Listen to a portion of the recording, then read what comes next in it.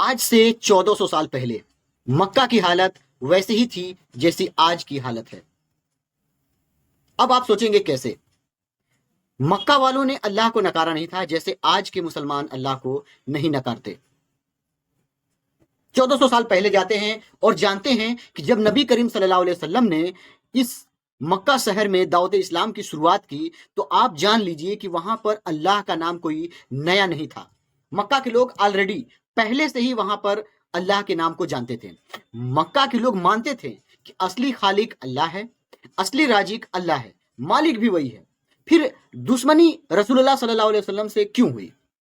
کیوں انہوں نے رسول اللہ صلی اللہ علیہ وسلم کی بات کو ماننے سے انکار کر دیا؟ دقت اللہ کو ماننے میں نہیں تھی، دقت تھی صرف اللہ کو ماننے میں۔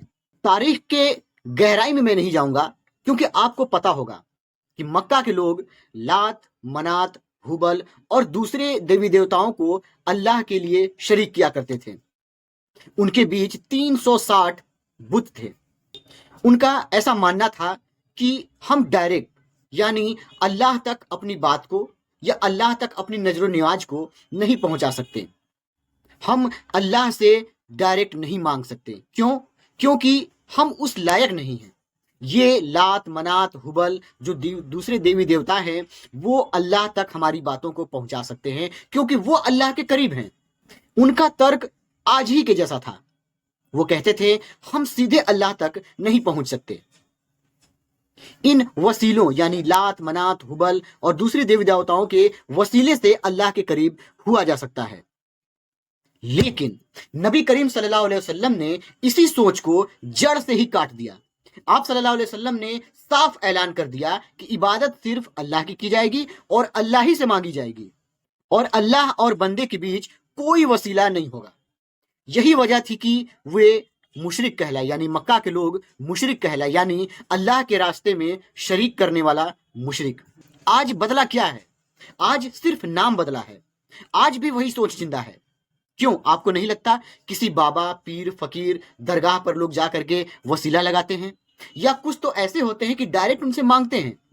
مسلمانوں کی حالت یہ ہو گئی ہے۔ سوال آج بھی وہی ہے، آخر ایک اللہ کو ماننے میں کیا دقت ہے؟ ایاک نعبد و ایاک نستعین کیوں ہم نہیں مانتے؟ پانچوں وقت کی نماز میں ہم پڑھتے ہیں ایاک نعبد و ایاک نستعین، لیکن اس پر عمل کیوں نہیں کرتے؟ جواب وہی ہے جو مکہ والوں کا تھا۔ مکہ والے کیا کہتے تھے؟ ان کے لیے دھرم کاروبار تھا۔ جس بھی دھرم پہ وہ چل رہے تھے وہ دھرم ان کے لیے کاروبار تھا۔ مکہ حج کا ایک سب سے بڑا مرکز تھا۔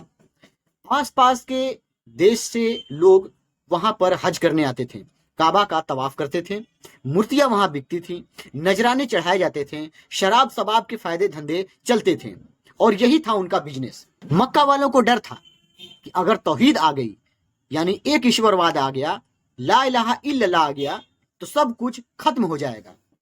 اور دیکھیے آج بھی وہی ہو رہا ہے، وہی ڈر آج بھی زندہ ہے۔ اگر لوگ سیدھے اللہ سے جڑ جائیں تو پیری مریدی کا بازار بند ہو جائے گا، نظر و نیاز کی دکان بند ہو جائے گی، مذہب کے نام پر چلنے والا جو کاروبار ہے وہ بند ہو جائے گا۔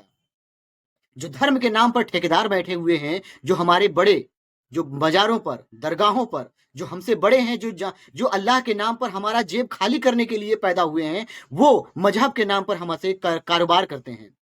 کیا ہوگا؟ ایک توحید آ جائے گی تو یہ سب کچھ ایک جھٹکے میں ختم ہو جائے گا۔ اسی لیے کل بھی توحید سے روکا گیا اور آج بھی توحید سے ڈرایا جاتا ہے۔ حقیقت صرف ایک ہی ہے اور حقیقت کبھی نہیں بدلے گی۔ حقیقت حقیقت ہوتی ہے۔ اللہ تک پہنچنے کے لیے اللہ کے سوا کسی کی ضرورت نہیں۔